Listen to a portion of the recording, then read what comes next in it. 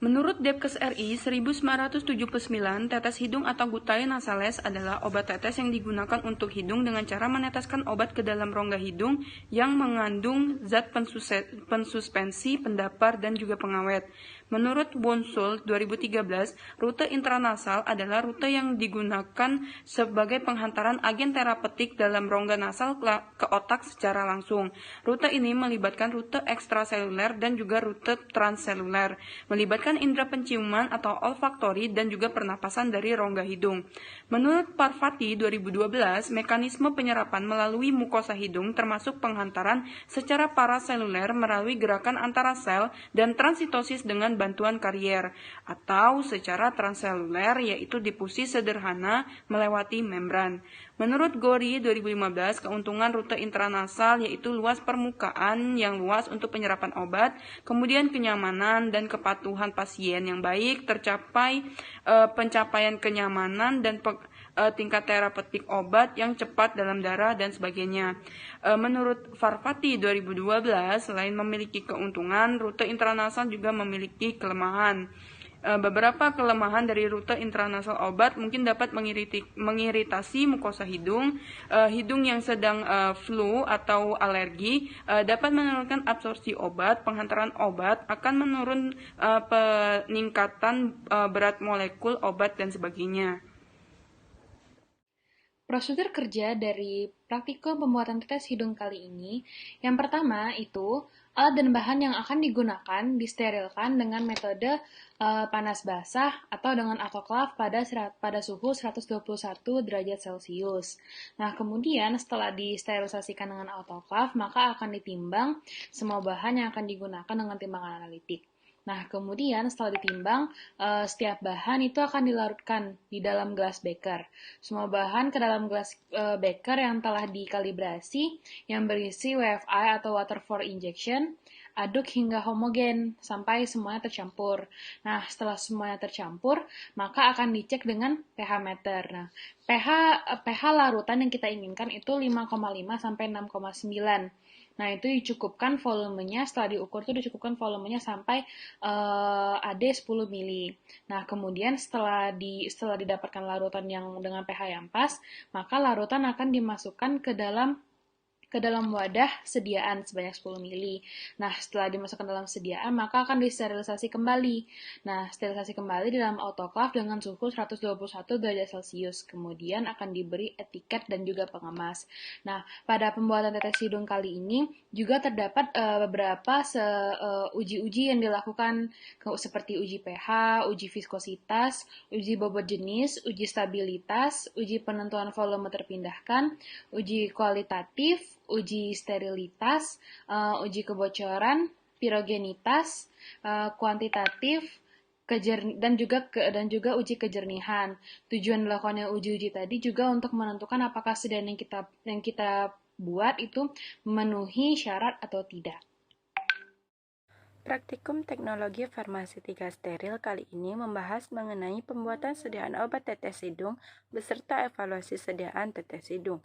Obat tetes hidung digunakan untuk hidung dengan cara meneteskan obat ke dalam rongga hidung yang dapat mengandung zat pensuspensi, pendapar, pengawet. Mekanisme kerja obat tetes hidung yakni obat diabsorpsi terlebih dahulu dari rongga hidung yang akan melewati lapisan lendir atau mukus. Obat melintasi mekanisme hidung dibagi menjadi dua mekanisme yang terdiri dari mekanisme paraseluler dan mekanisme transseluler. Mekanisme paraseluler merupakan rute penghantaran berair, bersifat pasif dan lambat.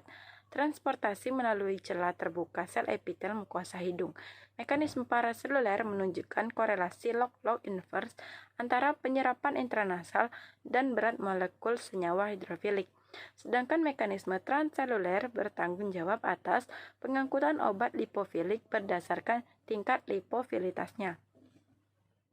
Keuntungan pemberian obat tetes hidung diantaranya metabolisme melalui intrahepatik dan dinding usus dikurangi, penguraian di saluran pencernaan dikurangi, dan kecepatan serta jumlah obat yang diabsorpsi serta profil konsentrasi obat dalam plasma terhadap waktu sebanding dengan pemberian secara intravena. Sedangkan kekurangan pemberian obat tetes hidung berupa metode dan teknik pemberian sulit karena memerlukan alat bantu yang dapat digunakan untuk ukuran yang tepat, lokasi obat yang tepat sulit dicapai, dan kecepatan pembersihan obat. Formula dari sediaan tetes hidung terdiri dari zat aktif, cairan pembawa, pH larutan, pensuspensi, pengental, dan sterilitas. Pada sediaan yang dibuat untuk zat aktif digunakan kafein. Untuk cairan pembawa digunakan water for injection. Untuk pH larutan atau tonisitas digunakan natrium klorida. Kemudian metil selulosa digunakan sebagai pengental dalam sediaan tetes hidung ini. Dan benzil alkohol digunakan sebagai pengawet dalam sediaan. Dari sediaan yang telah dibuat, diketahui indikasi sediaan yakni sebagai obat untuk mengobati sakit kepala sebelah, pengidap penyakit asma, penurunan berat badan, dan tekanan darah rendah. Mekanisme kerja dari sediaan ini yakni bekerja dengan menghambat fosfodiesterase, stimulan SSP yang meningkatkan sensitivitas pusat pernapasan terhadap karbon dioksida, merangsang dorongan inspirasi sentral, dan meningkatkan kontraksi otot rangka. Setelah dibuat sediaan, selanjutnya dilakukan evaluasi terhadap sifat fisika kimia sediaan. Evaluasi yang dilakukan meliputi uji kejernihan, uji penetapan bobot jenis, uji penetapan pH, uji penetapan bahan partikulat, uji volume terpindahkan, uji penentuan viskositas dan aliran, uji stabilitas, uji kebocoran, uji penetapan kadar, uji keberadaan zat, uji pirogenitas, dan uji sterilitas. Suatu sediaan tetes hidung dapat dikatakan layak digunakan jika semua uji yang dilakukan memenuhi persyaratan. Satu saja uji yang tidak memenuhi syarat, maka sediaan tidak layak untuk digunakan. Kesimpulan dari praktikum steril kali ini yang pertama, nasal drop kafein diformulasikan dengan menggunakan beberapa eksipien seperti pengawet, pengental, dapar, zat pembawa berupa air, dan surfaktan serta zat pengisotonis.